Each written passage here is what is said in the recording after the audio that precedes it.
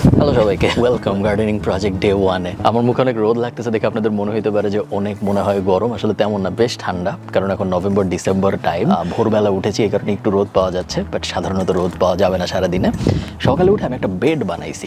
Bed হইলো raised bed. গার্ডেনাররা যারা বাগান টাগান করেন তারা জানেন যে অনেক সময় আমরা এক্সিস্টিং, আমি আপনাদের দেখাই তাহলে আপনাদের বুঝতে সুবিধা হবে আমি কি বলতেছি। আমি চাই নাই যে আমি ঘাসের উপরেই গার্ডেনিংটা করি, তার কারণ ঘাসের উপর যদি করা হয় তাহলে জিনিসটা দেখতে খুব একটা সুন্দর দেখায় না। আমি ঘাসের উপরে একটা বেড বানাইছি এবং তারপরে এই বেডের উপরে মাটি দিয়ে এই মাটির উপরে আমি জিনিসপত্র লাগাবো, এটা ছিল আমার প্ল্যান। বাট প্রবলেম হইলো, আপনারা দেখে বুঝে ফেলছেন, আমি প্রায় 100 কেজির মতো মাটি ঢালার পরেও ওই জায়গা খুব একটা ফুলফিল হয়নি। অনেকখানি মাটি ঢালার পরেও দেখা যাচ্ছে আমি বেডের হাফও ভরতে পারিনি। তো এখন আমার গার্ডেন সেন্টারে যাইতে হবে আরও মাটি কিনতে। চলেন যাওয়া যাক। যদিও আয়ারল্যান্ডের রাস্তাঘাটে পুলিশ থাকে না, বাট বাই এনি চান্স আমাকে যদি ভিডিও করতে দেখে ফেলে তাহলে খুব বড় ধরনের বিপদ হওয়ার চান্স আছে। তো আপাতত ভিডিও অফ করি, গার্ডেন সেন্টারে যাই। হয় আপনাদের সাথে আমার কথা হবে গার্ডেন সেন্টারে, অথবা কথা হবে আমাদের বাগানে ফেরত এসে। টাটা।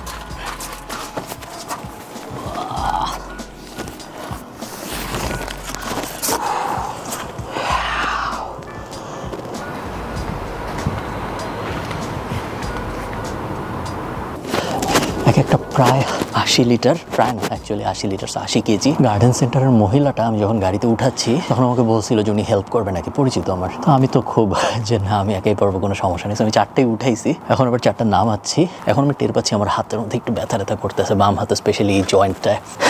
এখন মনে হচ্ছে ওনার হেল্প নিলেই পারতাম, এটা ওনার ব্যবসা আছে, উনি হেল্প করলে খুব একটা লস হইতো না আমার। ব্যাপার না, আরেকটা ব্যাগ বাকি। এখন এই বেডটা আমরা মাটি দিয়ে ভরবো এবং তারপরে গাছপালা নিয়ে কথাবার্তা হবে।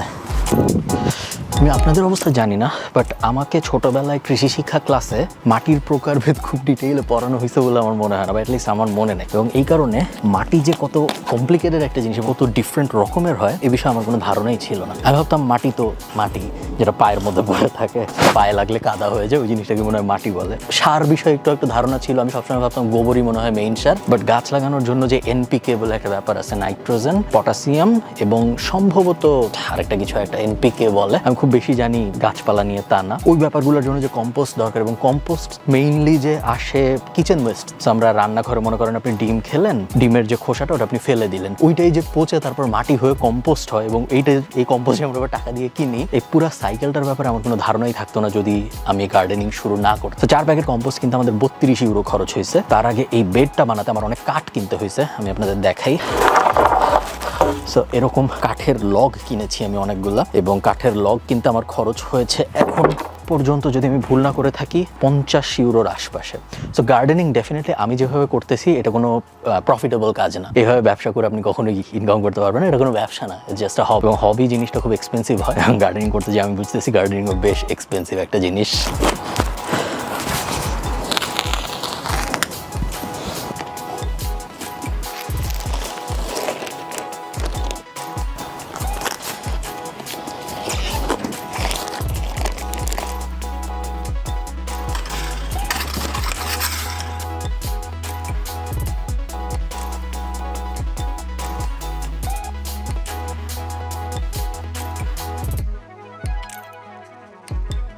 আমার কোনো ধারণাই ছিল না রসুন কিভাবে হয়।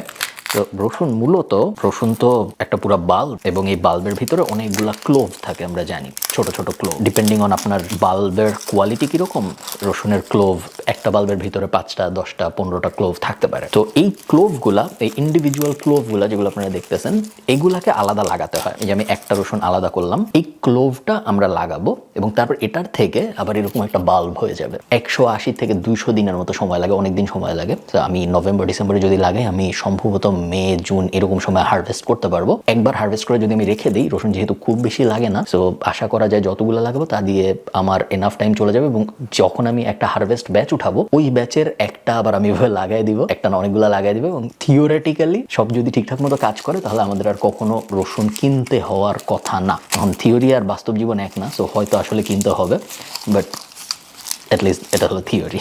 তো আমি এখন ক্লোভগুলো আলাদা করতেছি।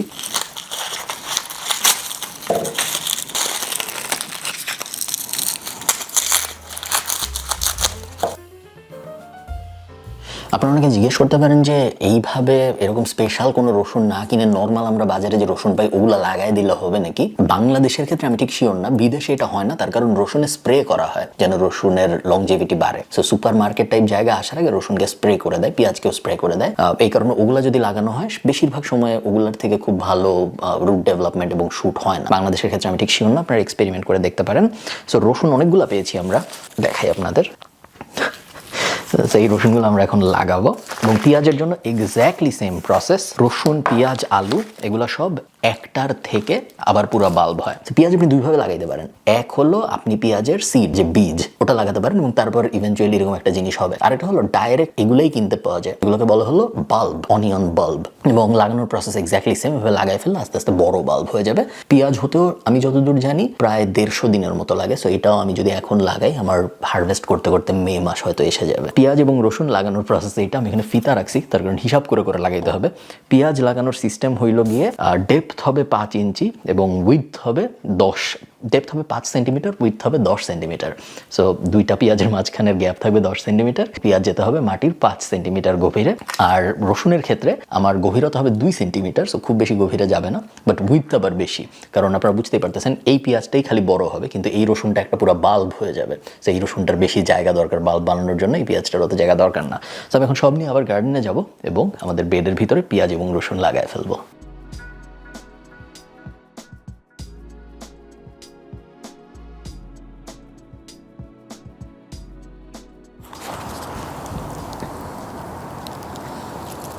ওকে, সো এক লেয়ার রসুন লাগানো শেষ আমার, আপনারা দেখতে পাচ্ছেন আমি এইভাবে লাগাইছি। এখানে কিন্তু রসুন আছে, দেখা যাচ্ছে না মাটির কারণে ঢেকে গেছে। এক লেয়ার প্রায় 10টার মতো রসুন লাগানো হয়েছে। সো 10টার থেকে 10টা বড় ক্লোভ পাওয়া যাবে। বাকি রোগুলো আমি পেঁয়াজের জন্য ইউজ করব। এত হিসাব করে লাগাচ্ছি তার কারণ আমি এর আগে একবার পেঁয়াজ লাগিয়েছিলাম এবং আমার খুবই দুঃখজনক পারফরমেন্স হয়েছিল, পেঁয়াজগুলো সব ছোট হয়ে গেছিল এবং তখন আমি বুঝি নেই। পরে আমি রিয়েলাইজ করছি যে দুইটা পেঁয়াজের মাঝখানে এনাফ জায়গা না দেওয়ার কারণে আমার সেই সমস্যাটা হয়েছিল। সেম সমস্যার পুনরাবৃত্তি আমি চাই না, এই কারণে এনাফ জায়গা রেখে করবো। এবার আমি যাই করব। ওকে, আমার গার্ডেনিংয়ের ডে 1-এর কাজকর্ম শেষ। আমি প্রায় 18টার মতো এক রোতে পেঁয়াজ লাগিয়েছি। সো 3 রো পেঁয়াজ লাগানো হয়েছে, 3-18 যত হয় ততগুলো পেঁয়াজ লাগানো এবং এক রোয়ে প্রায় 10টার মতো রসুন লাগানো। পেঁয়াজ এবং রসুন দিয়ে শুরু করলাম, আস্তে আস্তে আরও অনেক কিছু লাগাবো, দেখা যাক কতটুকু ফুড জেনারেট করা যায় নিজের জন্য। তারা পিকলু পুরা গার্ডেনিংই অনেক মনোযোগ দিয়ে দেখছে এবং এখন মোটামুটিভাবে পেঁয়াজ এবং রসুন লাগানোর এক্সপার্ট। বাইরের ওয়েদার ভয়ঙ্কর খারাপ আমাদের, আমি চেষ্টা করবো স্ক্রিনে দেখাইতে।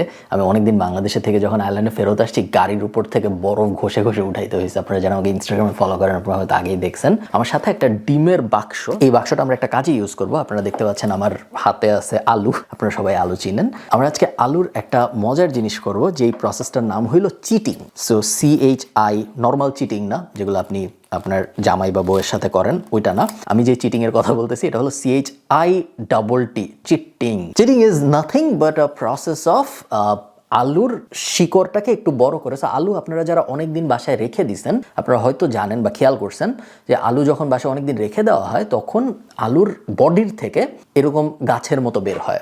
আপনারা হয়তো দেখতে পাচ্ছেন এখানে এইরকম গাছের মতো একটু একটু করে বের হয়।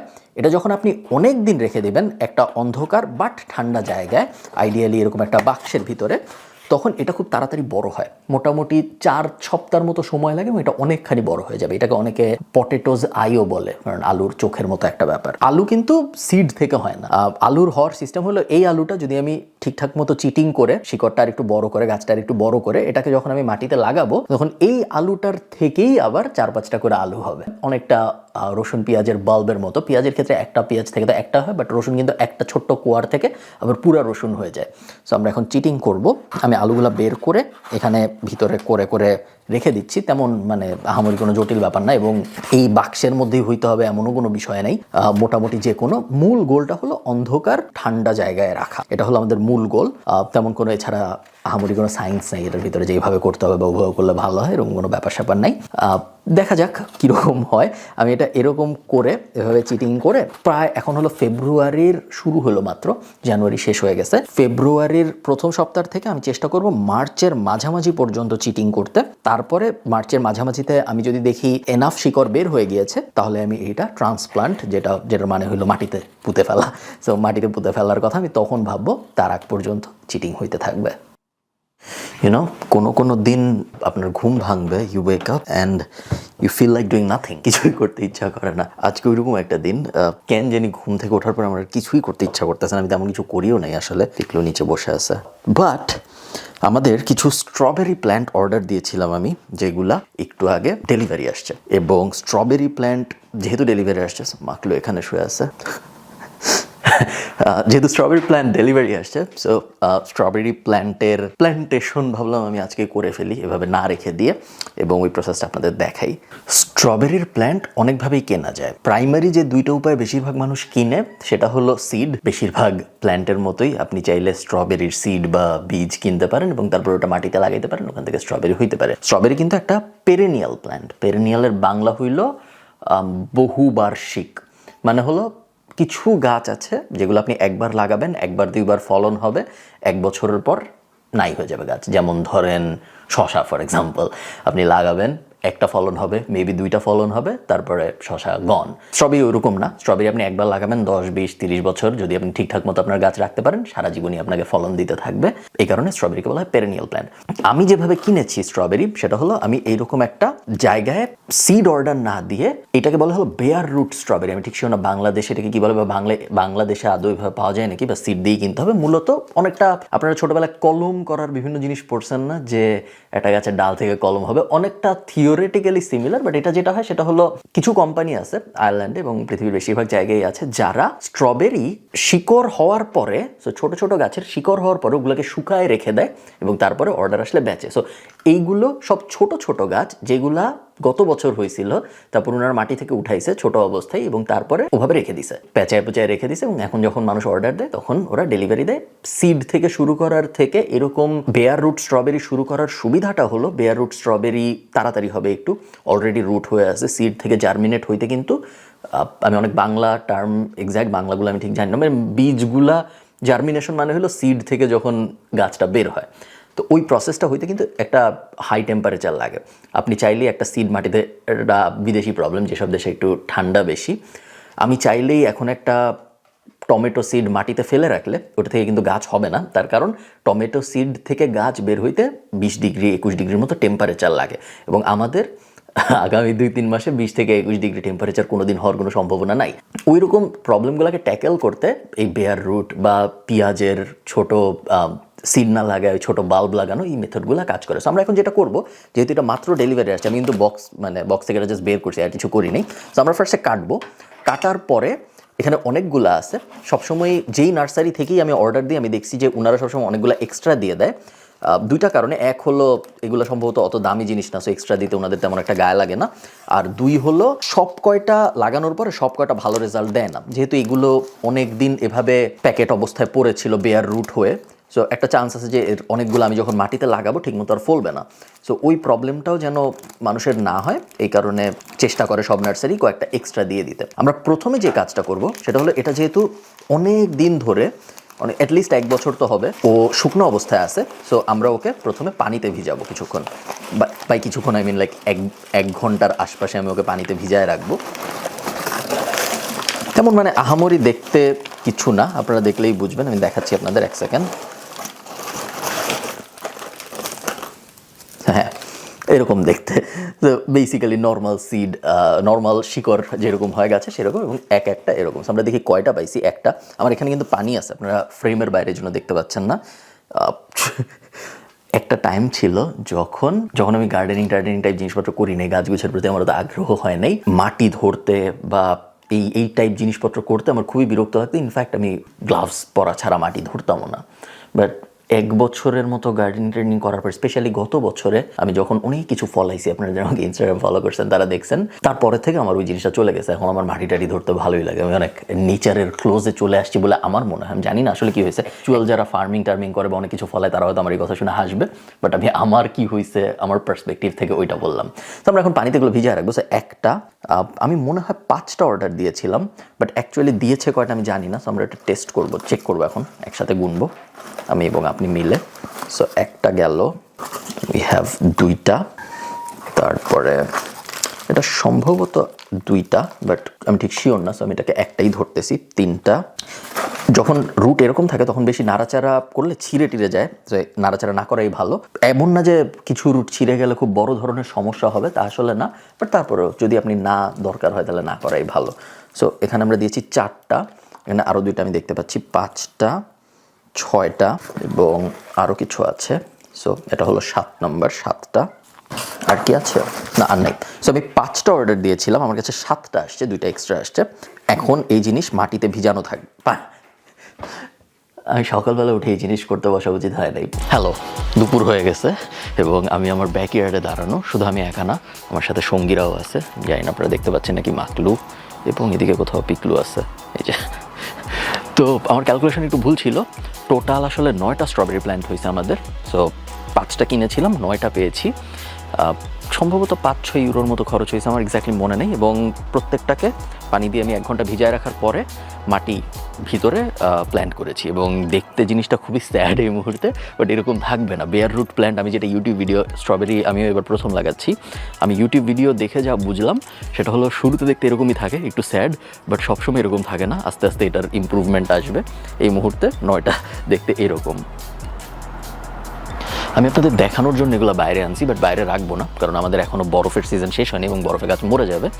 জাস্ট আপনাদের দেখালাম। এখন আমি এগুলো সবার ভিতরে নিয়ে যাব এবং আরও 2 মাস পরে এদেরকে বাইরে আনা হবে। বাট আশা করতেছি 2-3 সপ্তাহের মধ্যে ওদের চেহারার ইমপ্রুভমেন্ট আসবে।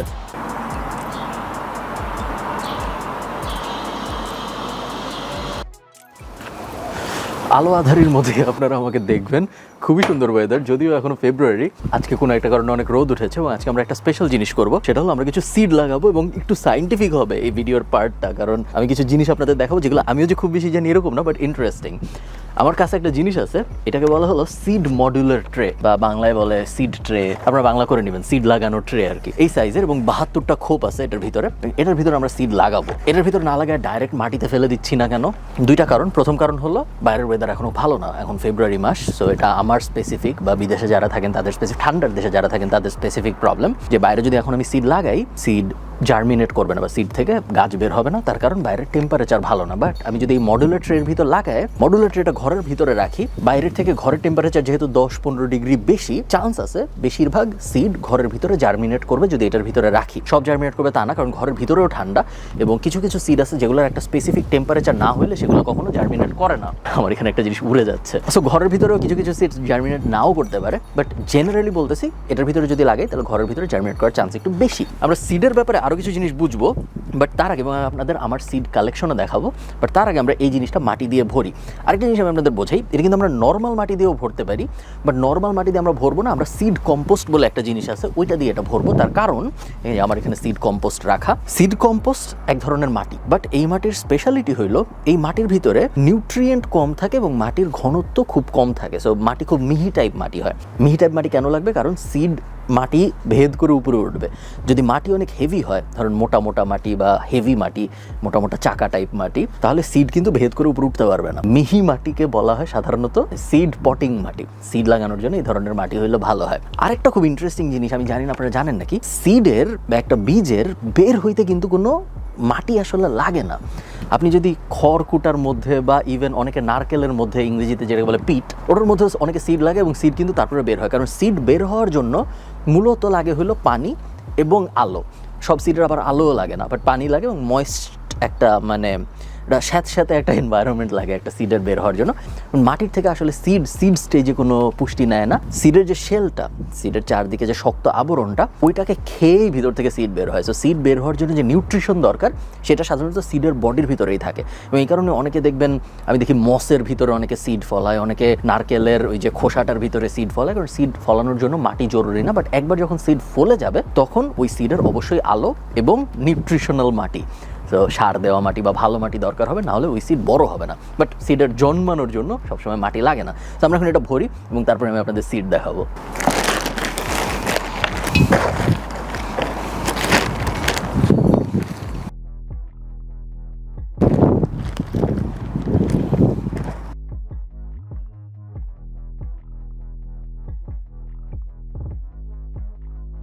সব কয়টা ট্রের মধ্যে মাটি খুব সুন্দর করে ভরে ফেলা হয়েছে।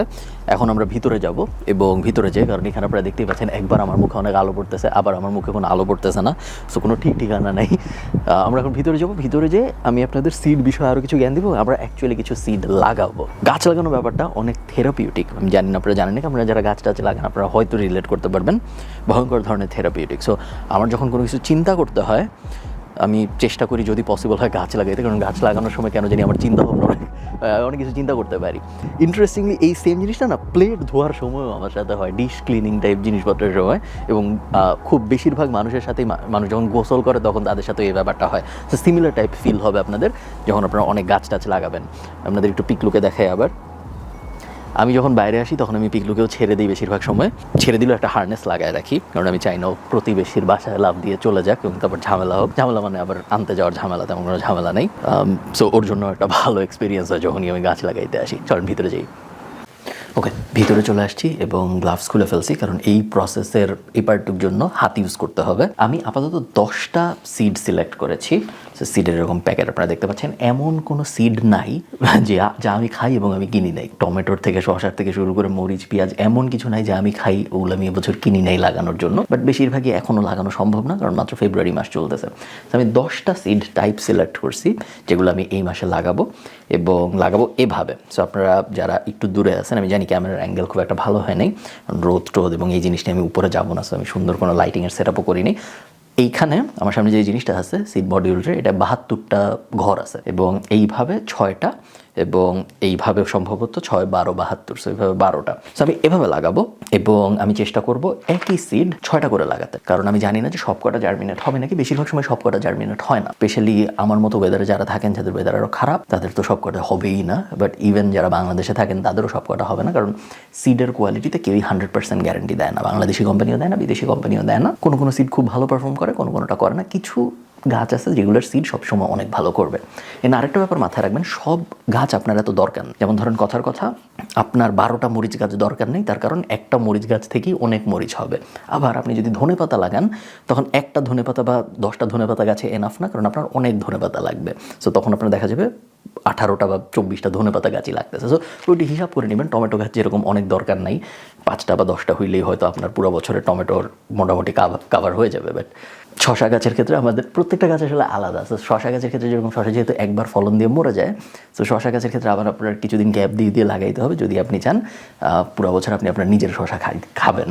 তো আমরা তো জটিল কমপ্লিকেটেড প্রসেসে যাব না। আমি আপনাদের একটা গাছ কীভাবে লাগাই একটু দেখাই এবং একটা সিড কীভাবে লাগাই একটু দেখাই। আপনারা অলরেডি জানেন, আপনারা সবাই সিড লাগাইছেন জীবনে। কিছু ব্যাপার মাথায় রাখতে হবে আমাদের, কিছু খুব বেসিক জিনিস মাথায় রাখতে হবে। তার মধ্যে একটা হলো, কিছু সিড আছে, আপনারা এটা গুগল করে নেবেন, কিছু সিড আছে যেগুলার ফলার জন্য, যেগুলো জার্মিনেট হওয়ার জন্য লাইট লাগে। সো ওই সিডগুলা যেগুলো হওয়ার জন্য লাইট লাগে, ওগুলো যদি আপনি মাটির খুব গভীরে করে ফেলেন, ওই যে মানে বাংলায় বলে মাটির খুব গভীরে যদি লাগায় ফেলেন, তাহলে ওগুলো কিন্তু কখনো বের হবে না, কারণ ওগুলার হওয়ার জন্য লাইট লাগে এবং আপনি মাটি দিয়ে ওই পুরো সিডটাকে ঢেকে ফেলছেন। সো কখনো ওটার গায়ে লাইট পড়তেছেই না। একটা এক্সাম্পল আমি দিতে পারি আপনাদের, লেটুসের বেশিরভাগ প্রজাতির জন্যই কিন্তু ওগুলো হওয়ার জন্য লাইট লাগে। সো আপনি যদি লেটুস লাগান বাসায় এবং মাটির খুব গভীরে পুঁতে ফেলেন যে না এটা খুব ভালো হবে, আসলে কিন্তু ভালো হবে না। সো ওই ব্যাপারটা একটু মাথায় রাখবেন। আরেকটা ব্যাপার আমি আপনাদের বলি, যেই সিড যত বড়, এটা একটা রুল অফ থাম, সো এটা আপনি সবসময় মাথায় রাখতে পারেন, যেই সিড যত বড়, যেমন আমার হাতে এখন ব্রড বিনের সিড আপনারা দেখবেন, ব্রড বিন বেশ বড় সিডটা, যেই সিড যত বড় সেই সিড তত গভীরে লাগানো যায়। যেই সিড যত ছোট সেই সিড সাধারণত তত উপরে লাগাইতে হয়। এটার কারণ কি? এটার কারণ হলো বড় সিডের পাওয়ার একটু বেশি হয়, সো ওরা অনেক গভীর থেকেও ফেরে ফুরে বের হতে পারে। বাট ছোটো সিড থেকে যে গাছগুলো হয় সেগুলোর সাধারণত কাণ্ড এত পাওয়ারফুল হয় না, সো এই কারণে ওগুলা এত ফেরে ফুরে বের হইতে পারবে না, এই ব্যাপারটা আপনারা মাথায় রাখবেন। সো আমরা ব্রড বিন দিয়েই শুরু করি। আমি আপনাদের সব সিড লাগানো দেখাবো না, কারণ সব সিড লাগানোর প্রসেস মোটামুটি একই রকম। আমার এখানে যে 10 প্যাকেট সিড আছে, 10 প্যাকেট সিডের প্রত্যেকটার থেকে আমি সিড লাগাবো। আরেকটা কাজ আমি করবো, সেটা হলো আপনি যখন কোনো সিড লাগাবেন এরকম কোনো একটা কাগজে লিখে, যদি আপনি স্পেশালি মডিউলার ট্রে ইউজ করেন, তাহলে এরকম কোনো এক কোনায় দিয়ে রাখবেন, কারণ আপনি কিছুদিন পর ভুলে যাবেন যে কী সিড লাগিয়েছিলেন, এবং অনেক বড় হওয়া পর্যন্ত আপনার মাথায় আসবে না যে কী সিড ছিল এটা। এক এক গাছের যেহেতু এক এক রকমের কেয়ারের দরকার হয়, সো সব যদি আপনি ঢালাওভাবে একই প্রসেস ফলো করেন, বেশিরভাগ গাছই দেখবেন আপনি ভালো হবে না। সো আমি সিডগুলো লাগাই, এবং লাগানোর পরে আমি আপনাদের সাথে আবার কথা বলতেছি। জাস্ট 2 মিনিট আগে আমি বাইরে ছিলাম, আপনাদেরকে দেখাচ্ছিলাম সিড ট্রে, এবং আমার এখনও সিড লাগানো শেষও হয় নাই। আপনারা দেখেন আমি এখনও মাত্র 4টা লাগাইছি, সো এখনও আমার অনেকগুলো লাগানো বাকি। হাউএভার আমাদের অলরেডি বৃষ্টি শুরু হয়ে গিয়েছে। সো দেখতে পাচ্ছেন বাইরের অবস্থা, জানি না টের পাচ্ছেন নাকি, বাইরে অলরেডি বৃষ্টি শুরু হয়ে গিয়েছে। আস্তে আস্তে ফোটা ফোটা বৃষ্টি পড়ছে, এই যে জানালায় দেখা যাচ্ছে বৃষ্টির দাগ টাগ। আয়ারল্যান্ডকে বলা হইল 4 seasons in 1 day। So Ireland এমন একটা দেশ যেখানে একই দিনের ভিতরে summer, winter, rainy, monsoon, so 4টা যে সিজন আমাদের ব্রডলি 4টা, বাংলাদেশে 6টা, 4টাই আয়ারল্যান্ডে একদিনের মধ্যেই হয়। এবং এই কারণে আয়ারল্যান্ডকে বলা হয় যে এমন একটা দেশ যে এই দেশে 4 seasons in 1 day দেখা যায়। এনিওয়ে, আমি বাকি সিটগুলো লাগানো শেষ করি। অল ডান, 10টা লাগিয়ে ফেলেছি। লাস্টের 3টায় ধনে পাতা, তারপরে একটা অ্যাসপারাগাস, তারপরে একটা স্পিনাচ, এবং এ পাশে আরেকটা পুঁই শাক আছে, এবং মাঝখানে কিছু বিনস, কেল, চার্ড, এবং 1 সেট মরিচ। সো 6টা মরিচ আছে। আমি ঠিক শিওর না এত আর্লি মরিচ হবে নাকি, কারণ আমি যতদূর পড়াশোনা করেছি মরিচ হওয়ার জন্য অনেক হাই টেম্পারেচার দরকার, যেটা আমাদের এখানে এপ্রিলের আশপাশে হবে না, তার আগে হবে না। এই মুহূর্তে ফেব্রুয়ারি, সো এখন হওয়ার চান্স একদমই কম। বাট তারপরে এক্সপেরিমেন্ট হিসেবে আমি 6টা লাগাই দেখলাম কি হয়। এখন এটা আমি একটু পানি দিব, এবং তারপরে এটাকে আমি পুরো সেটটা ধরে আমাদের বাসার সবচেয়ে বেশি সূর্যের আলো পড়ে যে জায়গায়, বা সবচেয়ে বেশি গরম থাকে যে জায়গায়, সেখানে রাখবো। জেনারেলি ওটা হবে হয় এই পুরো ওয়াল ফ্রেম, এখানে যেহেতু পুরো একটা মানে আকাশ থেকে মাটি পর্যন্ত জানালা আছে, সো এখানে রাখা যেতে পারে, উপরে বেডরুমেও রাখা যেতে পারে, ওখানে অনেক রোদ পড়ে। এই 2টা জায়গার একটা জায়গায়। আপনাদের যাদের রোদ নিয়ে সমস্যা আছে, সো আপনারা যারা অ্যাপার্টমেন্টে থাকেন যেখানে অনেক রোদ নাই, ফর এক্সাম্পল, একটা জিনিস কিনতে পাওয়া যায় যেটা বলে হিটিং ম্যাট। ইউএসবি হয় বা পাওয়ার কেবলেও হয়, একটা ম্যাটের মতো। সো এরকম একটা লম্বা ম্যাট টাইপ জিনিস, যেটা পাওয়ারের সকেটে দিলে ওইটা গরম হয়, এবং ওইটা টেম্পারেচার 20, 21, 25 এরকম সেট করা যায়। আপনারা হিটিং ম্যাট ফর সিডস লিখে গুগল করলেই পাবেন। ওরকম একটা কিনে ওটার উপরেও যদি আপনারা এভাবে সিড বসায় রাখেন, সেই ক্ষেত্রেও কিন্তু সিড জার্মিনেট হবে। কারণ মেইনলি আসলে যতক্ষণ পর্যন্ত সিড জার্মিনেট না হচ্ছে, যতক্ষণ পর্যন্ত বের না হচ্ছে, ততক্ষণ পর্যন্ত ওর আলো দরকার নেই, ততক্ষণ পর্যন্ত ওর মেইনলি দরকার হইল গরম। এবং আমরা আলোর থেকে গরম নেওয়ার চেষ্টা করতেছি, বাট আপনি যদি আলো দিতে না পারেন, আপনি শুধুমাত্র অন্যান্য কোনো সোর্স থেকে গরম দিয়ে ওটাকে উঠাইতে পারেন।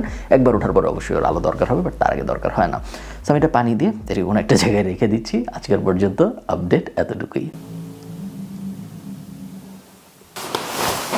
ফেব্রুয়ারি প্রায় শেষের দিকে, এবং আজকে আমি বেশ এক্সাইটেড, তার কারণ আজকে ফাইনালি আমরা রিপোর্টিংয়ের কাজ করব। এখন পর্যন্ত আমরা আমাদের গার্ডেন থেকে কিছু খেতে পারি নাই, আজকে আমরা খেতে পারবো না, বাট আজকে আমরা অ্যাটলিস্ট পরের স্টেজে যেতে পারবো। আমাদের সিডটাকে জার্মিনেশন যেই প্রসেসটা ছিল ওটার থেকে বের করে অ্যাকচুয়াল মাটির ভিতরে আমরা দিতে পারবো। তার আগে আমি আপনাদের কিছু আপডেট দিই। মনে আছে আমরা সিড লাগিয়েছিলাম কিছুদিন আগে, এবং আপনারা দেখতে পাচ্ছেন সিডগুলার এখন কি অবস্থা। মাঝখানের যে বিন সিডসগুলা সেগুলো খুব বড় হয়ে গিয়েছে কয়েকটা। ধনে পাতাগুলো আস্তে আস্তে বের হচ্ছে। এপাশের বিনগুলার পারফরমেন্সও খুব ভালো। এখন পর্যন্ত মরিচ বের হতে আমি দেখি নাই, কেল বের হয়ে গিয়েছে। শুধু যে পুঁই শাক বের হয়েছে তা না, কিছু পুঁই শাক বের হয়ে মরেও গিয়েছে। এবং আপনাদেরকে আমি স্ট্রবেরি প্ল্যান্টেরও আপডেট দিই। এই যে এখানে সেই 9টা স্ট্রবেরি গাছ রাখা, প্রত্যেকটার থেকে নতুন পাতা বের হয়েছে। এপাশেও কিছু আছে যেগুলোর থেকেও নতুন পাতা বের হয়েছে। পুরনো পাতাগুলো মরে যাচ্ছে, বাট নতুন পাতা একদম শিকড় থেকে বের হয়ে এসেছে। উপরেও কিছু রাখা আছে। এখানে একটা স্ট্রবেরি প্ল্যান্ট, এই ফুল গাছটা আমি কিনে আনছি, কিনে এনে আবার লাগাইছি, সো এটাকে কাউন্ট করা যাবে না। ওইখানে একটা স্পেশাল বিন গাছ আছে। আচ্ছা, দোয়া করতেছি যেন বৃষ্টি না আসে, কারণ বৃষ্টি আসলে আমাদের এই পুরো ভিডিওর সেটআপ টেটআপ সব নষ্ট হয়ে যাবে। যেটা আমি বলতেছিলাম, আজকে একটা এক্সাইটিং দিন, তার কারণ আজকে আমরা ট্রান্সপ্লান্ট করব। আপনারা দেখতে পাচ্ছেন আমি প্রায় 3 সপ্তাহ আগে এই লেটুসগুলো লাগিয়েছিলাম। আরেকটা আছে 2টা, কাছে থেকে আমরা দেখি। এবং টোটাল 24টা লেটুস আমি লাগিয়েছিলাম। 24টাই মোটামুটি ভালো বের হয়েছে, কিছু একটু মরা মরা, but overall I would say বেশ ভালো প্রগ্রেস। লেটুসগুলো লাগানো হয়েছিল সিড ট্রের মাটিতে, এবং আমরা 2-3 ঘন্টা আগে, আমি ঠিক জানি না কতক্ষণ আগে আমি বলছি, আপনারা শুনেছেন আমার কাছ থেকে যে সিড ট্রের মাটির সমস্যা হইলো, সিড ট্রের মাটিতে খুব বেশি নিউট্রিশন থাকে না। সো এখন আমাদের এগুলো রিপোর্ট করতে হবে, এগুলো আমাদের অ্যাকচুয়াল মাটিতে দিতে হবে যেন এই লেটুসগুলো আরও বড় হইতে পারে। আমি চাইলে এই অবস্থা থেকে লেটুস খেতে পারি, কোনো সমস্যা নেই, আমি এখন এখান থেকে ছিঁড়ে লেটুস খেয়ে ফেলতে পারি, বাট আমি চাই এগুলো আরও বড় হোক। এবং যেই সিডটা আমি লাগিয়েছিলাম ওই সিডটায় এই লেটুসগুলো আরও অনেক বড় হওয়ার কথা, তখন খেয়ে আসলে মজা পাওয়া যাবে। সো এখানে আমাদের প্ল্যানটা হলো সহজ প্ল্যান, খুব একটা জটিল ব্যাপার না। এইরকম বড় টব আছে, যে টবের নিচে ফুটা করা, এবং এই টবের ভিতরে আপনারা কি আমার মাথার উপর পোকা উঠতে দেখতেছেন? তার কারণ আমরা এইখানে পাখিকে খাবার দিই, এবং এই পাখির খাবারে পোকা টোকা অনেক কিছু আসে, সেখানে সবসময় রুটি টুটি দেওয়া থাকে। যাও, খুব সহজ প্ল্যান। এইরকম 2টা বাকেট আছে আমার কাছে, কিনে আনছি আমি। এই 2টার ভিতরে আমি এখন মাটি ভরবো, এবং সেই মাটির ভিতরে তারপরে আমরা লেটুসগুলো লাগাবো। 4 ইঞ্চির মতো গ্যাপ দিয়ে দিয়ে লাগাবো। আমি ঠিক শিওর না 24টা এই 2টার মধ্যে লাগানো যাবে নাকি, হয়তো যাবে না, তখন অল্টারনেট অবস্থা খুঁজে বের করতে হবে, বাট আপাতত এইটা প্ল্যান। যখন আপনি বাসার ভিতরে লাগাবেন কোনো কিছু, তখন ওগুলো অনেক কাছাকাছি লাগানো যায়, কিন্তু আপনি যখন বাইরে লাগাবেন তখন একটু দূরে দূরে লাগাইতে হয়। তার কারণ হলো বাসার ভিতরে আমি চাইলে 4 ইঞ্চি গ্যাপ দিয়ে দিয়ে লেটুস লাগাইতে পারি।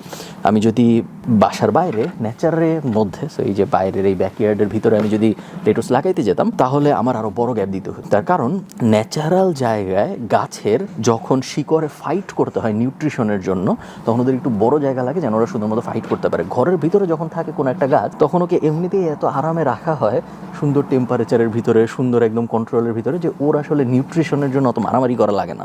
যেহেতু মারামারি করা লাগে না, একটু কম জায়গার মধ্যে থাকলে ওর তেমন কোনো সমস্যা হয় না। যাক, অনেক বেশি কথা বলতেছি, আমরা মাটি ভরার কাজ শুরু করি।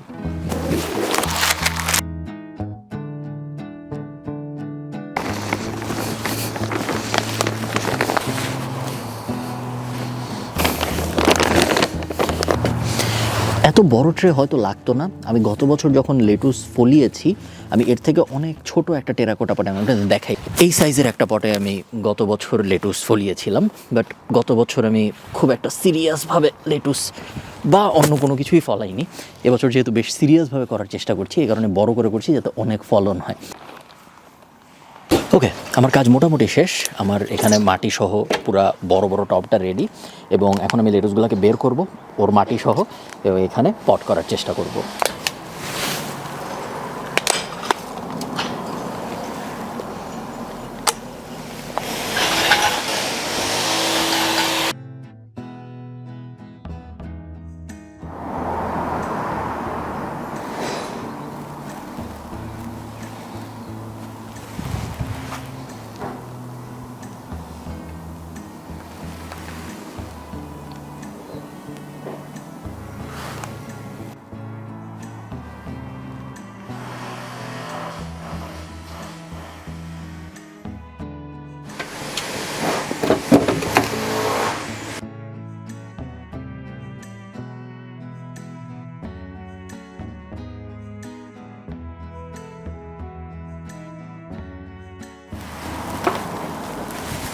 ওকে, রোদ উঠেছে, খুবই ভালো। আমার প্ল্যান্ট করা শেষ, আপনারা দেখতে পাচ্ছেন। এইটার মধ্যে আমি ক্র্যাম করতে পারছি 1, 2, 3, 4, 5, 6, 7টা, এবং এইটার মধ্যে আমি ক্র্যাম করতে পারছি 1, 2, 3, 4, 5টা। এটার পজিশনিংটা আসলে আমার ভালো হয়নি, বাট একবার যেহেতু লাগিয়ে ফেলেছি এই কারণে আর আমি উঠাই নাই। 2টা সেল ট্রে আবার আমার ফ্রি হলো, 1টা এবং 2টা, আরও 24টা সিড আমি লাগাতে পারবো। এই 24টা সিড আমি সম্ভবত টমেটো করব। যদিও এখন একটু আর্লি টমেটো প্ল্যান করার জন্য, বাট আমি অনেকগুলো ফেসবুক গ্রুপে আছি গার্ডেনারদের, এবং ওগুলো আমি দেখছি সবাই টমেটো লাগানো শুরু করে দিচ্ছে। মনে হচ্ছে এবার সামার একটু তাড়াতাড়ি আসবে, আমার উপর রোদ দেখে আপনারা বুঝতে পারতেছেন। সো হয়তো ভালো আইডিয়া টমেটো শুরু করার জন্য। 24টা টমেটো লাগাবো আমি, বিভিন্ন ভ্যারাইটির। আমার কাছে 4-5 ধরনের সিড আছে। আমি আর আপনাদের দেখাবো না, কারণ সিড লাগানোর প্রসেস আসলে সেমই।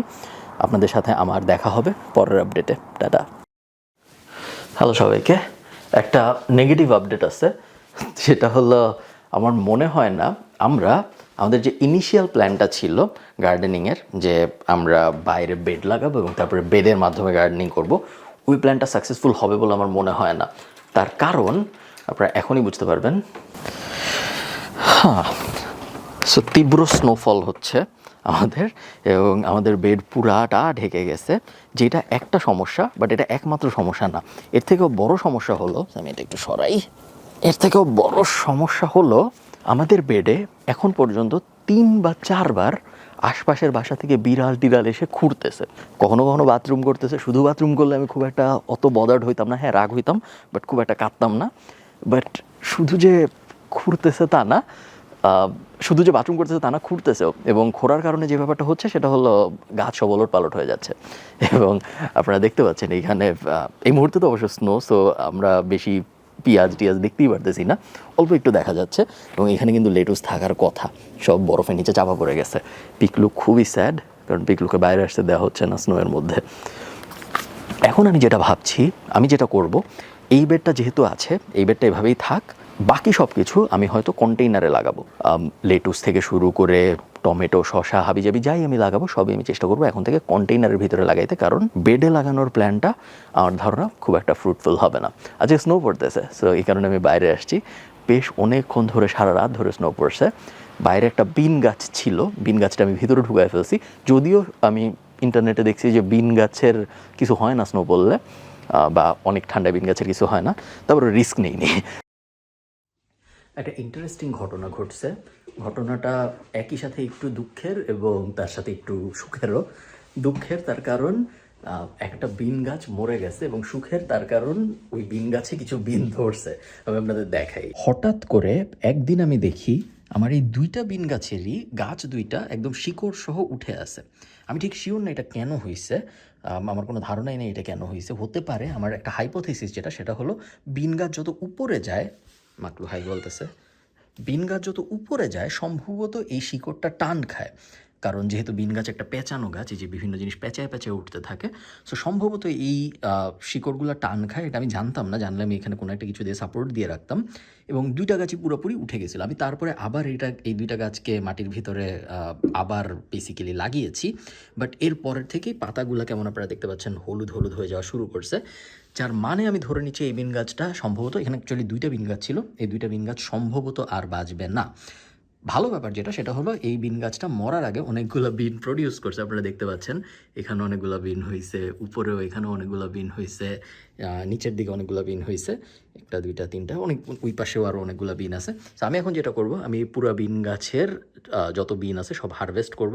আমার আরও বিন গাছ আছে, এমন না যে আমার আর বিন গাছ নেই, এদিকে আরও কয়েকটা আছে, নিচে ওইদিকে একটা আছে, সো আরও বিন পাবো। বাট এই 2টা গাছ আই থিঙ্ক গন। ব্যাপারটা খুবই দুঃখজনক, কারণ আপনারা দেখতে পাচ্ছেন এখান থেকে নতুন নতুন পাতাও হয়েছিল।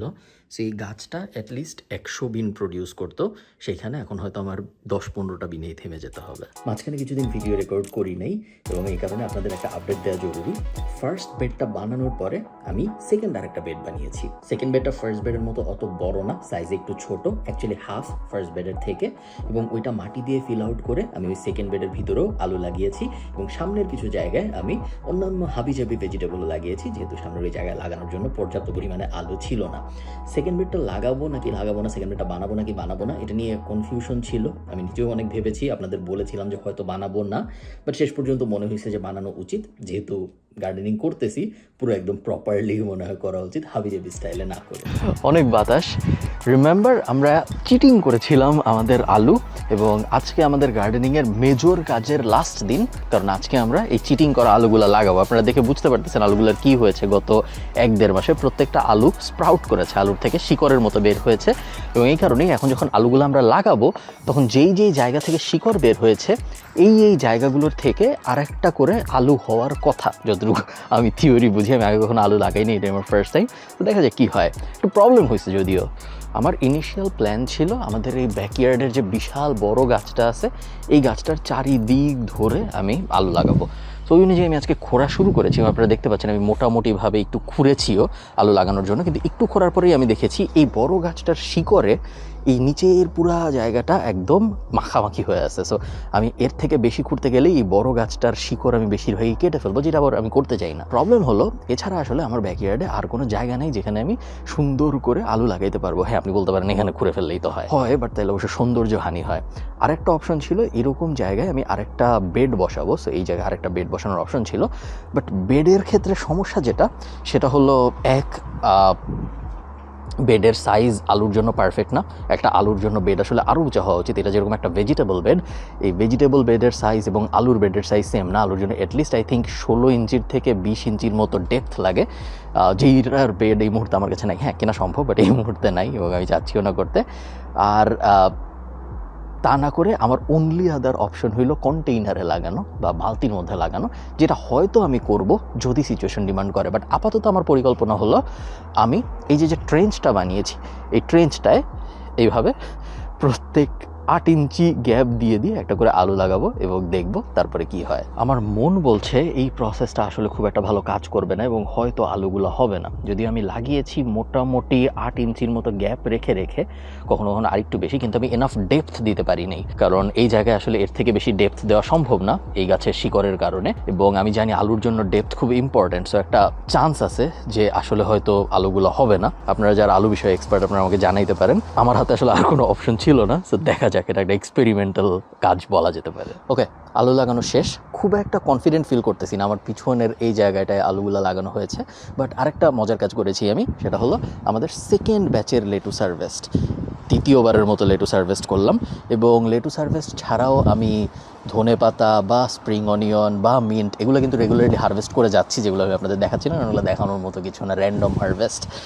বাট লেটুস হারভেস্ট করতে আমার সবসময় মজা লাগে, কারণ সত্যি কথা যদি আমি বলি আপনাদের, আমি খুব একটা ডিফারেন্স টের পাই না সুপার শপ থেকে কেনা লেটুস ভার্সেস নিজের বানানো লেটুসের। বাট তারপরেও মানে টেস্টের হিসাবে আমি তেমন কোনো একটা ডিফারেন্স টের পাই না। ফিলিংটা অনেক মজার যে নিজের বানানো জিনিস খাচ্ছি, নিজের হওয়ানো জিনিস খাচ্ছি, কম্পেয়ার টু দোকান থেকে কেনা, প্লাস খরচও তো বাঁচে। আমি 3 দিনের জন্য ইউকে গিয়েছিলাম এবং ইউকে থেকে আসার পরে খুবই দুঃখজনক একটা ব্যাপার হয়েছে। আপনাদের দেখাচ্ছি ব্যাপারটা কি। আমার স্ট্রবেরি গাছ মরে যাচ্ছে এবং আমি জানি না কেন। এখানে 4টা স্ট্রবেরি গাছ ছিল, 9টার মধ্যে বেশিরভাগ অলরেডি আগেই মরে গিয়েছিল এবং বাকি যা ছিল তার মধ্যে এই 2টা তাও ওকে। এই স্ট্রবেরি গাছটা স্ট্রবেরি হয়েছিল, আমি যদি আপনাদের দেখাই, এখান থেকে এটাকে ঘুরালে একটা স্ট্রবেরি হওয়া শুরুও হয়েছিল, বাট তারপরেও পিকলু ডিস্টার্ব করছে। তারপরেও গাছটা হঠাৎ করে মরে গেল, সব কয়টা ফুল পড়ে গেল।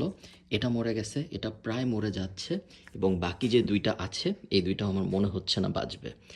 আমি ঠিক জানি না কেন এই ব্যাপারটা। ইউকেতে যাওয়ার আগে আমি ভেবেছিলাম যে 3-4 দিনের জন্য ইউকে যাচ্ছি, আমি একটু সবাইকে ফার্টিলাইজার সার টার দিয়ে যাই। তো সব গাছকেই আমি সার দিয়েছিলাম, যার মধ্যে স্ট্রবেরি গাছও ছিল। স্ট্রবেরি গাছকে আমি একটা অল ফিড সার টাইপ একটা জিনিস দিয়েছি, যেটা ব্যালেন্সড ওয়েতে, সরি আমার বিড়ালগুলো একটু বেশি উত্তেজিত আজকে, নিশ্চয়ই সব ব্যালেন্সড ওয়েতে এনপিকে থাকার কথা। সো নাইট্রোজেন, পটাশিয়াম, ফসফরাস, এই 3টা ব্যালেন্সড ওয়েতে থাকার কথা। বাকি কোনো গাছেই তেমন কোনো এফেক্ট পড়ে নাই, সবাই মোটামুটি ঠিক আছে। বাট স্ট্রবেরি গাছ ইজ বেসিক্যালি ডেড। সো এই বছর আমি স্ট্রবেরি পাবো না, এটা গার্ডেনিংয়ের একটা বড় ব্যর্থতা এই বছরের। এখন আমি প্রতিদিন একটা মজার কাজ করি। প্রত্যেকদিন দুপুরবেলা আমি বাগানে আসি, এসে এরকম এক ব্যাগ করে লেটুস, হাবিজাবি যা যা হয়েছে, ঠিক নাই কি হয়েছে, ওগুলো উঠাই এবং তারপরে ওগুলো আবার ভিতরে নিয়ে যাই। মোটামুটি সম্পূর্ণ আমি when it comes to Greens, lettuce বা বিনস বা পুঁই শাক বা পালং শাক, এই টাইপ জিনিসপত্র আমার বেশ অনেক দিন হয়ে গেল কিনতে হয় না। আজকে আমি যে কাজটা করব সেটা হলো, বেশ ভালো বিনের প্রোডাকশন হয়েছে আমি দেখতে পাচ্ছি, এখন আমরা বিন হারভেস্ট করব।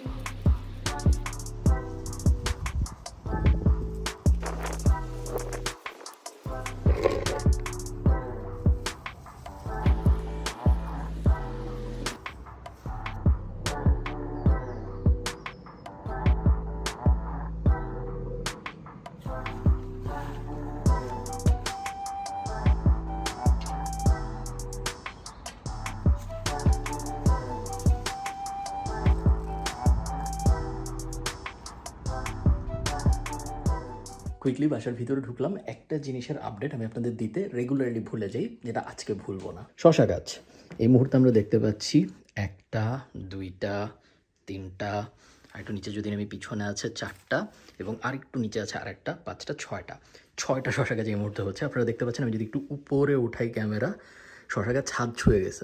অলমোস্ট। এবং আমি ঠিক শিওর না আর কতক্ষণ পর্যন্ত বাঁশের যে লাঠিটা দিয়েছিলাম ওই লাঠিটা পুরো কাভার করে ফেলছে শশা গাছ এবং একদম মাথা পর্যন্ত যে এই পর্যন্ত চলে আসছে শশা গাছটা। অনেক ফুলও হচ্ছে, প্রত্যেকটা ফুল থেকে একটা করে শশা হওয়া উচিত। সো এবং আমি অনেকগুলো অলরেডি খেয়ে ফেলছি। আমি যদি ভুল না করে থাকি আমি সম্ভবত 3টা খেয়েছি এখন পর্যন্ত এবং এই মুহূর্তে হচ্ছে 6টা, 6 আর 3 9টা। এবং নতুন একটা শশা গাছও এখান থেকে হচ্ছে, ছোট এখনও অনেক, ওটা ভালো পারফর্ম করবে এবং আমি আশা করতেছি এই শশা গাছটা, বাম পাশের শশা গাছটাও অনেক শশা দেওয়া শুরু করবে। এখনও দেয় নাই, এখনও বাল্ক অফ দ্য শশা আসলে এই গাছটার থেকেই আসতেছে। এখন আমার বিন স্টেশন বাইরে, যেহেতু ওয়েদার একটু ভালো হয়েছে ওদেরকে বাইরেই রেখেছি আমি।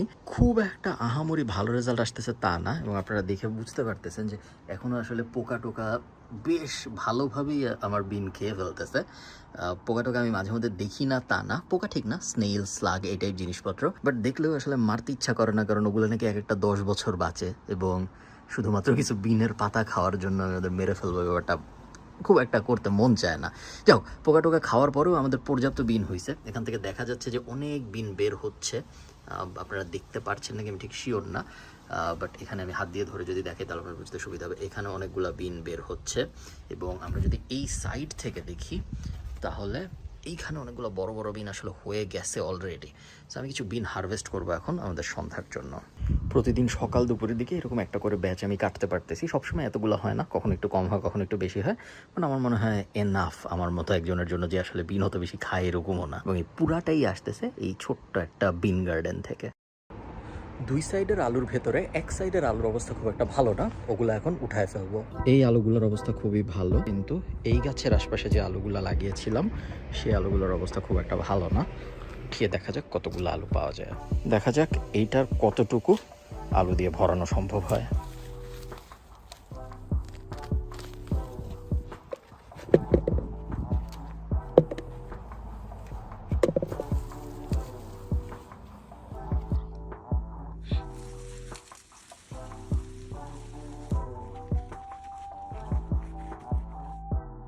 তিনটা গাছ উঠিয়েছি এবং তিনটা গাছ থেকে যে পরিমাণ আলু আসছে 4-5 কেজির আশপাশে হবে, শিওর না, ওজন দিলে বোঝা যাইতো। তিনটা গাছ থেকে যে পরিমাণ আলু আসছে, এখন বাকিগুলো ওঠানোর সাহস হচ্ছে না, দরকারও হচ্ছে মনে হচ্ছে না এরকম। আরও কিছুদিন সময় দেওয়া যাক ওইগুলাকে আর একটু পরিপূর্ণ হওয়ার জন্য, নাহলে খামাখা এত আলু উঠায় আমি কি করবো আমি জানি না। 52টা পেঁয়াজ উঠালাম। টু বি অনেস্ট, পেঁয়াজের পারফরমেন্স নিয়ে আমি খুব একটা হ্যাপি না। প্রায় 6 মাস ধরে পেঁয়াজ লাগায় রাখতে হয়েছে এবং তারপরে এই রেজাল্ট আসছে। খারাপ হয় না পেঁয়াজ, ভালোই হয়েছে, বাট একই সময় একই সাথে 52টা পেঁয়াজ যদি আমি কি করবো আমি জানি না। যদি আমি এখন শুকায় স্টোর করার চেষ্টা করব, একে তো একই সময় 52টা পেঁয়াজের আসলে কারো লাগে না, এবং দ্বিতীয়ত হলো প্রায় 6 মাসের মতো সময় লাগে পেঁয়াজ হওয়ার জন্য। সো আমার মনে হয় না আমি আর পেঁয়াজ লাগাবো, বাট আলহামদুলিল্লাহ যা হয়েছে এবার খুব একটা খারাপ হয়নি, ভালোই হয়েছে।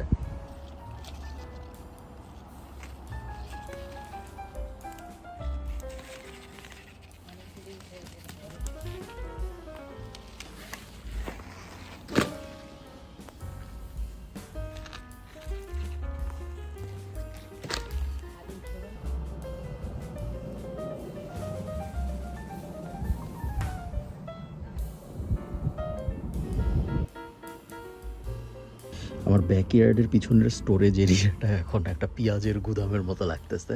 50-100 পেঁয়াজ আমি উঠায় এখানে রেখে দিয়েছি। অনেকগুলো আমি অলরেডি খেয়ে ফেলেছি, বাট বাকিগুলো ওখানে শুকানোর জন্য রাখা হয়েছে। আমি সেদিন গুনেছি বসে বসে, শুধুমাত্র এই গাছটাই প্রায় 29টার মতো টমেটো হয়েছে। এখানে 1 থোকা, ওখানে 1 থোকা, নিচে আরও 4-5 থোকা হয়েছে। বাট এটা একমাত্র টমেটো গাছ না, আমার এখন 10টার মতো টমেটো গাছ আছে। এই গাছটাও অনেকগুলো টমেটো হয়েছে, যদিও এই গাছটার অবস্থা খুব একটা ভালো না, এই গাছটা মনে হচ্ছে আমার বাজবে না। এই গাছটার অবস্থা অবশ্য বেশ ভালো এবং এই গাছটা অনেক টমেটো, আমি অলরেডি অনেকগুলো খেয়েছি। দেখা যাচ্ছে না হয়তো ভালো মতো, এই গাছে অনেক সুন্দর সুন্দর টমেটো হয়ে আছে এখানে উপরে চারিদিক দিয়ে। এবং এটাও না, আমার কাছে আরও টমেটো গাছ আছে অনেকগুলা, মাকলু বসে আছে। এদিকে যদি আমি আসি, এদিকে আরও কিছু টমেটো গাছ আছে যেগুলাও টমেটো দেখা যাচ্ছে। সো এটার ভিতরে এখান থেকে হয়তো খুব ভালো দেখা যাচ্ছে না, ফোকাস হচ্ছে না, ওখানে কিছু টমেটো হয়েছে। এটার ভিতরেও বেশ কিছু টমেটো হয়েছে, ওই সাইডে ভিতরে অল্প স্বল্প দেখা যাচ্ছে। উপরেও আরও কিছু গাছ আছে টমেটোর, যেগুলোও টমেটো হচ্ছে। ওভারঅল বলা যায় যে টমেটোর প্রোডাকশন বেশ সফল।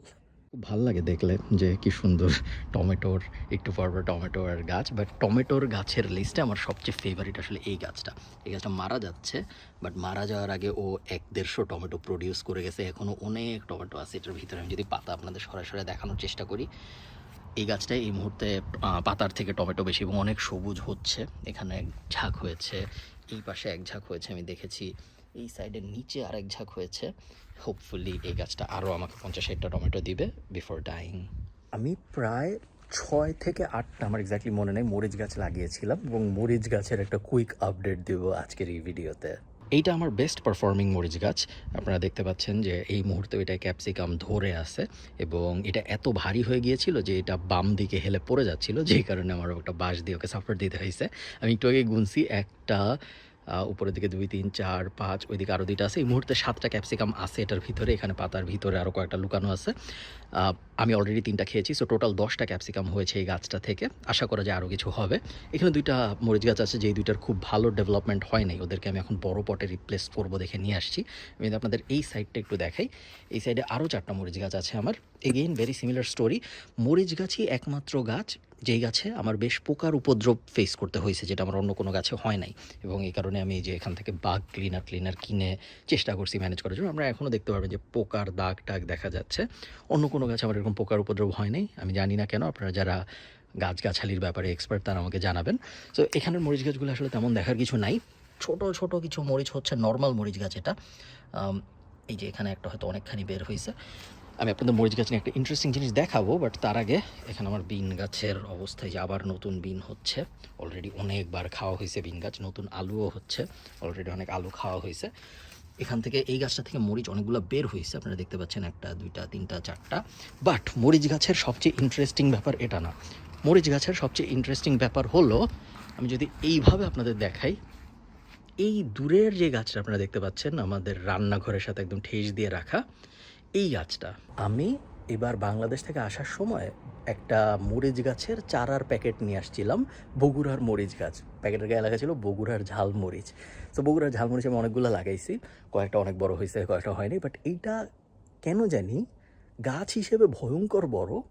হাওয়েভার এই গাছটা কোনো ফুল নাই, এই গাছটায় কোনো মরিচ তো নাই, ফুল নাই যেহেতু। বাট গাছ অনেক লম্বা, গাছ মোটামুটি আমার সমান হয়ে গেছে, কিন্তু গাছে না আছে কোনো ফুল, না আছে কোনো মরিচ। এই গাছটাকে আমি তারপরেও পেলে যাচ্ছি অক্সিজেনের জন্য। আমি ঠিক জানি না যে সিজন শেষ হওয়ার আগে এই গাছটা থেকে আমি আদৌ কোনো মরিচ পাবো নাকি পাবো না। আমার এখন মনে হইতেছে পাবো না। আমি রিসার্চ করবো, আমি এখনও করিনি। আপনারা আমাকে কমেন্টে জানাইতে পারেন যে এরকম কোনো ব্যাপার আছে নাকি যে মরিচ গাছের মেল ফিমেল ভ্যারিয়েন্ট হয় নাকি, যে মেল গাছে ফ্লাওয়ারই হচ্ছে না এরকম। আমার জানা মতো হয় না। মেল গাছ যেগুলায় মানে পুরুষ গাছ যেগুলো ফল হয়ও না, সো যেগুলো মরিচ হবেও না, ওগুলো ফুল হওয়ার কথা অ্যাটলিস্ট। বাট এটা প্রায় 3 মাসের বেশি সময় হয়ে গেছে এবং গাছ বড় হচ্ছে, গাছ প্রতিনিয়ত ভালোই বড় হচ্ছে। বাট না আছে এই গাছে কোনো ফুল, না আছে এই গাছে কোনো মরিচ, এই গাছে জাস্ট আছে পাতা এবং গাছ প্রতিনিয়ত বড় হচ্ছে। আমি ঠিক জানি না এটা নিয়ে আমার কী করা উচিত এখন। মনে আছে আমরা স্ট্রবেরি কিনলাম, একদম শিকড় থেকে স্ট্রবেরি ফলানোর চেষ্টা করলাম, অনেকগুলো বাঁচলো, অনেকগুলো মরে গেল, কত কাহিনী। ফাইনালি স্ট্রবেরির আপডেট আমি আপনাদের দিচ্ছি। আমি একটা স্ট্রবেরি খাইছি এখন পর্যন্ত, বেশ মিষ্টি, বাট একটা। বাট ভালো ব্যাপার হইলো একটার পরেও আরও অনেকগুলো স্ট্রবেরি হয়েছে। সবকটা স্ট্রবেরি গাছ বাঁচে নাই, হাফের মতো বাঁচে নাই। আমি আপনাদের দেখাইলে আপনারা বুঝতে পারবেন। টবটার এই পাশেও স্ট্রবেরি গাছ ছিল এবং এই পাশে যে 2টা স্ট্রবেরি গাছ ছিল, ওই 2টা স্ট্রবেরি গাছ বাঁচে নাই। এই পাশে যে কটা ছিল ওই কটা বেঁচেছে। আমি ঠিক জানি না কেন, এটার কোনো লজিক আমি খুঁজে পাইনি। এই মুহূর্তে অনেকগুলো স্ট্রবেরি হচ্ছে। এই সাইড থেকে যদি আমি আপনাদের দেখাই, অনেকগুলো স্ট্রবেরি হচ্ছে এই পাশে, এদিকে অনেকগুলো স্ট্রবেরি হচ্ছে, এই পাশেও পাতার নিচে অনেক স্ট্রবেরি হচ্ছে এবং এদিকে অনেকগুলো স্ট্রবেরি হচ্ছে। আমি যেটা বললাম, আমি একটা স্ট্রবেরি খেয়েছি এবং বেশ ভালো ছিল। এখন আরও 7, 8টা, 10টার মতো হচ্ছে। স্ট্রবেরি গাছের ভালো ব্যাপার হইলো এটা একটা পেরেনিয়াল গাছ, সো প্রত্যেক বছরই এখান থেকে স্ট্রবেরি পাওয়া যাবে, গাছ মরে যাবে না। এই টমেটো গাছটা ফর এক্সাম্পল, বা ওই টমেটো গাছটা, বা এই বিন গাছগুলা, এগুলো যেরকম মরে যাবে একবার বিন দেওয়ার পরে, এই যে অনেক লম্বা লম্বা বিন হয়ে আছে আপনারা দেখতে পাচ্ছেন, বিন দেওয়ার পরে মরে যাবে। বাট স্ট্রবেরির যে ভালো ব্যাপার বা মরিচ গাছগুলোর যে ভালো ব্যাপার, সেটা হলো এই মরিচ গাছগুলা মরে না, এরা প্রত্যেক বছরই আমাকে মরিচ দিবে। রসুনেরও একটা কুইক আপডেট দিই, আমি অনেকগুলো রসুন লাগাইছিলাম, 10টার মতো। একটা উঠাইছি আমি টেস্ট করার জন্য, খুব একটা ভালো রেজাল্ট আসে নাই, এই কারণে আমি ওই দিন ভিডিও করি নাই। দেখা যাক বাকিগুলোর রেজাল্ট কীরকম হয়। বাগানের শেষ আপডেটগুলোর একটা, আমরা গার্ডেনিং প্রজেক্টের প্রায় শেষের দিকে, কারণ শীতকাল চলে আসতেছে। টমেটো এবং স্ট্রবেরি 2টার প্রোডাকশনই বেশ আশাব্যঞ্জক হয়েছে। এই গাছে এখনও অনেক বড় বড় টমেটো দেখা যাচ্ছে, অনেকগুলো খাওয়া হয়েছে, অনেকগুলো নিয়মিত খাওয়া হচ্ছে। এই জঙ্গলের ভিতরেও আসলে অনেক টমেটো আছে দেখা যাচ্ছে। ওই যে পিছন দিকেও কিছু টমেটো হয়েছে আপনারা দেখতে পাচ্ছেন। এদিক থেকে যদি দেখি, পিছনে অনেক টমেটো ঝুলে ঝুলে আছে দেখা যাচ্ছে। উপরে চেরি টমেটো টাইপ যে গাছগুলো ছিল প্রত্যেকটাই বিশাল প্রোডাকশন হয়েছে। এই গাছটাও দেখা যাচ্ছে যে একদম টমেটোতে পরিপূর্ণ ভরে ভরে আছে। এবং পাশেই স্ট্রবেরি গাছ থেকেও অনেক স্ট্রবেরি খাওয়া হয়েছে এবং আরও অনেক স্ট্রবেরি হচ্ছে, 10-20টা আমার সামনেই হচ্ছে এবং অনেক ফুলও দেখা যাচ্ছে উপরে, তার মানে হলো আরও হয়তো 10-20টা হবে। ওখানে দেখা যাচ্ছে মাকলুকে গাছে উঠে বসে আছে, দেখতে পাচ্ছি মাকলু এবং পিকলু। এই টমেটো গাছটা আমরা যদি একটু দেখি, যে গাছটা যদিও প্রায় মরা মরা হয়ে গেছে, আপনারা দেখতে পারতেছেন যে গাছটা শুয়ে গেছে। আমি ঠিক শিওর না যে গাছটা কেন মরলো, আমি অনেক কিছু থিওরাইজ করার চেষ্টা করেছি, বাট আমি শিওর না কেন মরেছে। বাট মরার আগে ওর গায়ে এখনও বহুত টমেটো আছে এবং নিচেও টমেটো আছে অনেক, আপনারা দেখতে পাচ্ছেন। সো আরও হয়তো বেশ অনেকদিন খাওয়া যাবে। এটা থেকে একটা ডাল ভেঙে গিয়েছিল, ওই ডালটা আমি আবার এখানে লাগাইছি, বাট মনে হয় না তেমন কোনো আশাব্যঞ্জক রেজাল্ট আসবে। এটা হলো 3rd জেনারেশন আলু, তৃতীয়বারের মতো যে আলু লাগাইছি সেগুলো হচ্ছে এখানে, এবং এটা হয়তো আর কয়েকদিন পর উঠায় ফেলবো। দূরে লেটুস দেখা যাচ্ছে, এপাশে পুঁই শাক দেখা যাচ্ছে, এপাশে আমার ফেভারিট টমেটো গাছটা, যে গাছটা আমি আপনাদের আরেকটা ভিডিওতেও দেখিয়েছিলাম। ওটা এখন অনেক টমেটো পেকে যাচ্ছে, ওপাশেও দেখা যাচ্ছে অনেকগুলো পাকা টমেটো, উপরে এগুলো অনেক পাকা টমেটো, এপাশে কাঁচা টমেটো আছে কিছু। মরিচের সেকশন, এ দুটো অবশ্য শশা গাছ এবং এটা বাংলাদেশি মরিচ গাছ, যেটা খুব একটা ভালো পারফর্ম করে নাই। এখানে একটা নর্মাল মরিচ গাছ আমরা দেখতেছি যেখানে মরিচ হচ্ছে এবং বেশ ভালোই প্রোগ্রেশন হচ্ছে। এখানে মেক্সিকান মরিচ অনেক হয়েছে, ওই পাশে আরেকটা মেক্সিকান মরিচ গাছ আছে যেটা আসলে আরও অনেক বেশি মরিচ হয়েছে।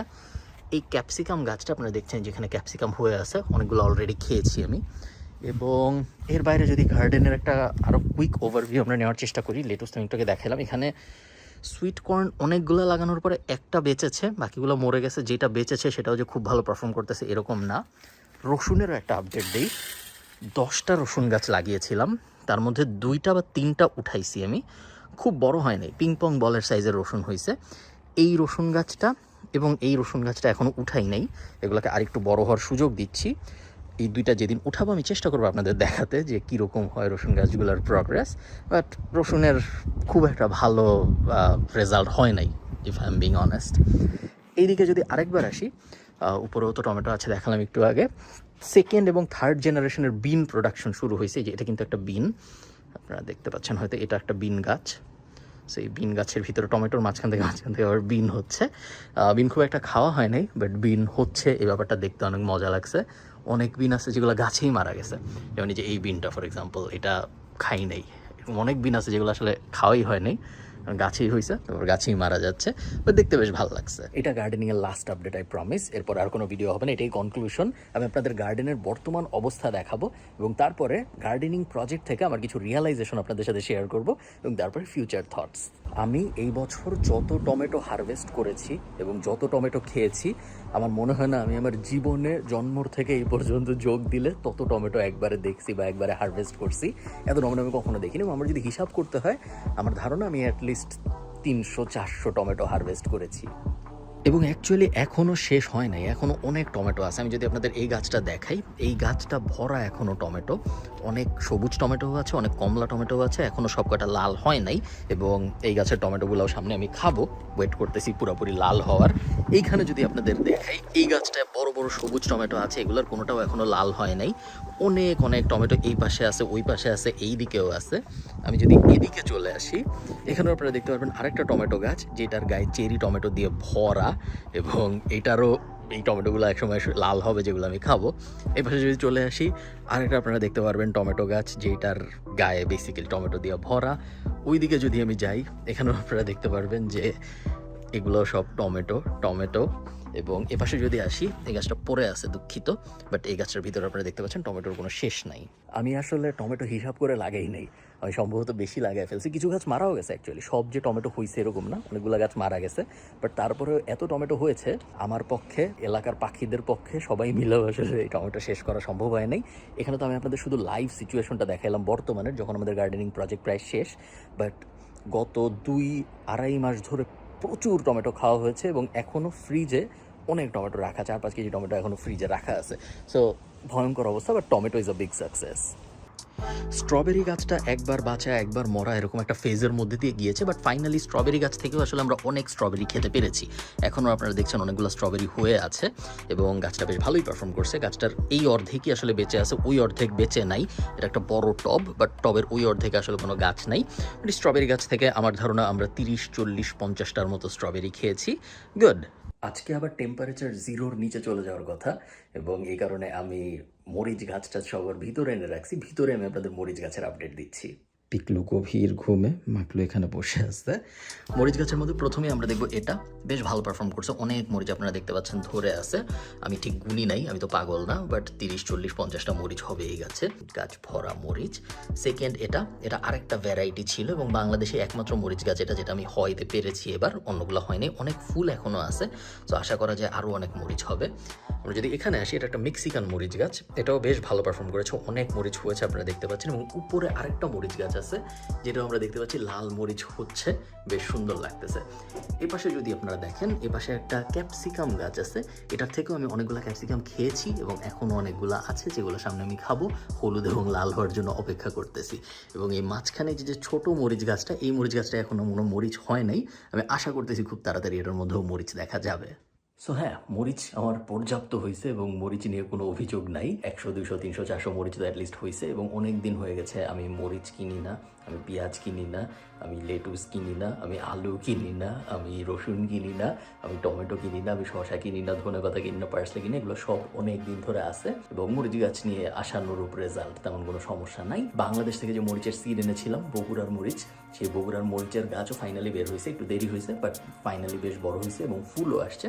বাট আনফর্চুনেটলি যেহেতু আমাদের ঠান্ডা চলে আসছে, টেম্পারেচার রাত্রেবেলা এখন 0, 1 এরকম হয়ে যাচ্ছে। সো আমার মনে হয় না যে ওটার থেকে মরিচ দেখা যাবে, বাট অ্যাটলিস্ট ফুল পর্যন্ত আসছে। সো সেমি সাকসেস আমি ধরে নিব, বাট ওভারঅল মরিচ ডেফিনেটলি অ্যাবভ অ্যাভারেজ এক্সপেক্টেড যেটা ছিল তার থেকে অনেক অনেক ভালো প্রোডাকশন দিয়েছে আমাকে। তো মরিচ গাছ নিয়ে বেশ হ্যাপি। মনে আছে আমরা এত কষ্ট করে এত এফোর্ট দিয়ে এখন থেকে প্রায় 8-9 মাস আগে এতগুলো বেড বানাইলাম। 500 কেজি মাটি দিলাম একটা বেডে, আর একটা সময় 250 কেজি মাটির মতো দিয়েছিলাম। বিশাল এফোর্ট গেছিল। এখন এই বেডগুলোর অবস্থা দেখেন, বেড নাই। এই জায়গায় আমি বেড উঠানোর পরে, এই বেডটা আমি কিছুদিন আগে ক্লিয়ার করেছি, আমি ঘাসের সিড লাগাইছিলাম এবং ঘাস হয়ে গেছে। এই কারণে আপনারা বুঝতেছেন না যে এই পার্টটার মধ্যেও একটা বেড ছিল। এটা যেহেতু আমি একটু পরে খালি করেছি, এটার মধ্যেও ঘাসের সিড ছিটিয়েছি আমি, বাট এটা এখনও ঘাস হয় নাই। আশা করতেছি ঘাস হওয়ার পরে আর টের পাওয়া যাবে না যে এখানে কোনো বেড ছিল। এই যে বেডের কাঠ টাট সরায় রাখছি আমি এবং পুরো জিনিসটা ক্লিয়ার করে ফেলেছি। গার্ডেনিং ভিডিও শেষ। থ্যাংক ইউ সো মাচ আপনারা যারা পুরো ভিডিওটা দেখেছেন। আমি কিছু কুইক কথা বলে ভিডিওটা শেষ করি। 1 নম্বর কথা হলো, গার্ডেনিং করলে কি আসলে টাকা বাঁচে নাকি, বা গার্ডেনিং করে আসলে লাভটা কি, বাগান করে লাভটা কি? উত্তর হলো না, টাকা বাঁচে না। আমি যদি হিসাব করি, আমি কত টাকার মাটি কিনেছি, আমি কত টাকার সার কিনেছি, আমি কত টাকার কাঠ কিনেছি বেডগুলো বানানোর জন্য, ভিতরে গাছ রাখার জন্য আমি যে স্ট্রাকচারটা কিনে বানালাম এটা, প্লাস সবচেয়ে ইম্পর্টেন্ট সময়, আমি যে কত ঘন্টা সময় দিয়েছি পুরো জিনিসের পিছনে, এই সব কিছু যদি আমি যোগ দিই এবং যোগ দিয়ে আমি যদি ওইটাকে টাকায় ট্রান্সলেট করার চেষ্টা করি, এর থেকে বাজার থেকে কিনে আনাটা অনেক অনেক অনেক সাশ্রয়ী হইতো। এবং আপনি কখনোই গার্ডেনিং করে আপনার খরচ বাঁচাইতে পারবেন না বাজারের, যদি আপনি ইউনিট অফ ইকোনমিক্স না মিলায় গার্ডেনিং করেন। মানে হলো আপনি শুধু টমেটোই ফলাবেন, বা শুধু শশাই ফলাবেন, বা শুধু হাজার হাজার পেঁয়াজি ফলাবেন। একটা যদি আপনি অনেক ফলান এবং তারপরে প্রপারলি স্টোর করেন, তাহলে হয়তো একটু হইলেও ইকোনমিক্যালি ওটা সেন্স মেক করবে। বাট ইন জেনারেল আমি যেভাবে করলাম তেমন কোনো আহামরি ইকোনমিক সেন্স মেক করে না জিনিসটা, এর থেকে কেনা হয়তো সস্তা হইতো। আরেকটা পয়েন্ট, অনেকে বলবেন যে ঠিক আছে ইকোনমিক্যালি সেন্স মেক করে না, বাট যদি আপনি আপনার নিজের বাগান থেকে উঠায় খান ভার্সেস আপনি যদি দোকান থেকে কিনে এনে খান, দুইটার তো মাকলু ডাকতেছে, দুইটার তো ভাব আলাদা, তাই না? একটা আমি নিজের ফ্রেশ খাবারের মজাই আলাদা। আপনি যদি আমাকে সত্যি সত্যি জিজ্ঞেস করেন, আমি একদম মন থেকে বলতেছি, আমি তেমন কোনো ডিফারেন্স পাই না দোকান থেকে কোনো একটা কিছু কিনে খেতে ভার্সেস আমার নিজের বাগান থেকে উঠায় খেতে। দোকানের আলু ভার্সেস বাগানের আলু, দোকানের পুঁই শাক ভার্সেস বাগানের পুঁই শাকে আমি অ্যাটলিস্ট তেমন কোনো ডিফারেন্স পাই না। হতে পারে আমার আগের জেনারেশন বা তার আগের জেনারেশন যারা অনেক ফ্রেশ খাবার খেয়ে অভ্যস্ত ছিল তারা হয়তো পেতো দেখলে। আমার কাছে দুইটাই ভালো লাগে, আমার কাছে দুইটাই সেম লাগে, আমি তেমন কোনো ডিফারেন্স পাই না। সো ওটাও পয়েন্ট না। সো তাহলে গার্ডেনিং করা, বাগান করার উদ্দেশ্য কি? গার্ডেনিং বাগান করে কী লাভ? ইটস আ হবি, এবং হবিতে লাভ খুঁজে দেখতে হয় না, পয়েন্ট নাম্বার 1। পয়েন্ট নাম্বার 2 হলো, অনেক কিছু শেখা যায় যেগুলো আপনি যদি গার্ডেনিং না করেন তাহলে আসলে আপনি কখনো শিখতে পারবেন না। যেমন একটা গাছ আসলে কিভাবে হয়, মরিচ গাছটা কিভাবে ছোটোবেলায় একটা চারা থাকে, তারপর আস্তে আস্তে কীভাবে কাঠ হয়ে যায়, সব গাছ কিন্তু কাঠ হয় না। টমেটো গাছ কিন্তু কখনো কাঠ হবে না, সবসময় নরমই থাকবে। লেটুস গাছ কিন্তু কখনো কাঠ হবে না, সবসময় নরমই থাকবে। বাট মরিচ গাছটা কীভাবে কাঠ হয়ে যায়। আবার লেটুস গাছ যদি আপনি অনেক বড় করতে দেন, তাহলে একসময় যে ওটার উপরে ফুল হয়, আমার মনে হয় না খুব বেশি মানুষ আছে যারা লেটুস ফুল দেখছে, কারণ তারা ওই পর্যন্ত কখনো গাছটা বড় হইতে দেখে না। আমি একটাকে ইচ্ছা করে বড় হইতে দিছিলাম, তো আমি দেখছি ফুল, বেশ ইন্টারেস্টিং লাগছে। হলুদ খুব সুন্দর ফুল হয়। নাস্টারশিয়াম যে খাওয়া যায়। সো অনেক অনেক অনেক লার্নিংস আছে, যেগুলো আসলে আপনি যদি নিজে বাগানের ভিতরে না যান, আপনি যদি নিজে বাগান টাগান না করেন, তাহলে আপনি কখনো জানবেন না, কখনো আপনি টের পাবেন না। আমার রেকমেন্ডেশন হবে, প্লাস নেচারের অনেক কাছে থাকা যায়, যাদের প্রকৃতি পছন্দ, যাদের এই ধরনের জিনিসপত্র পছন্দ, বাগান গাছপালা, নিজের জিনিস ফলানো, এই টাইপ জিনিসপত্র যাদের পছন্দ, আমার ধারণা তাদের জন্য এটা একটা অসাধারণ এক্সপিরিয়েন্স। এবং নিজে কোনো কিছু গ্রো করানোর মধ্যে যেই আনন্দ, এই আনন্দ অন্য কোনো কিছুতে পাওয়া যায় বলে আমার মনে হয় না। আপনি যখন দেখবেন যে আপনার লাগানো একটা গাছ থেকে প্রথম একটা জিনিস হয়েছে, যেটা আবার আপনি খেতে পারতেছেন, ওইটার আনন্দটা পুরোই অন্যরকম। এবং আমি প্রত্যেকদিন সকালবেলা উঠে বাগানে যেতামই দেখার জন্য যে আজকে কি ফুল হয়েছে নাকি, আজকে কি এই হয়েছে নাকি, আজকে কি ওই হয়েছে নাকি, কোনটার আপডেট কি। খুবই খুবই অসাধারণ একটা এক্সপিরিয়েন্স আমি বলবো পুরাটা। এখন আপাতত কয়েক মাস, যেহেতু আমাদের ঠান্ডা পড়ে যাচ্ছে, আপাতত কয়েক মাস কোনো গার্ডেনিং করা যাবে না। টুকটাক গাছগুছ হয়তো লাগানো যাবে, বেশিরভাগ গাছই আসলে আর বাইরে বাঁচবে না, যেহেতু টেম্পারেচার 0-র নিচে চলে আসতেছে এবং বেশিরভাগ গাছ ফ্রস্টে আর বাঁচে না। তো আপাতত গার্ডেনিংয়ে পজ। বাট আপনাদের যদি এই ভিডিও ভালো লাগে, আপনারা আমাকে জানাবেন।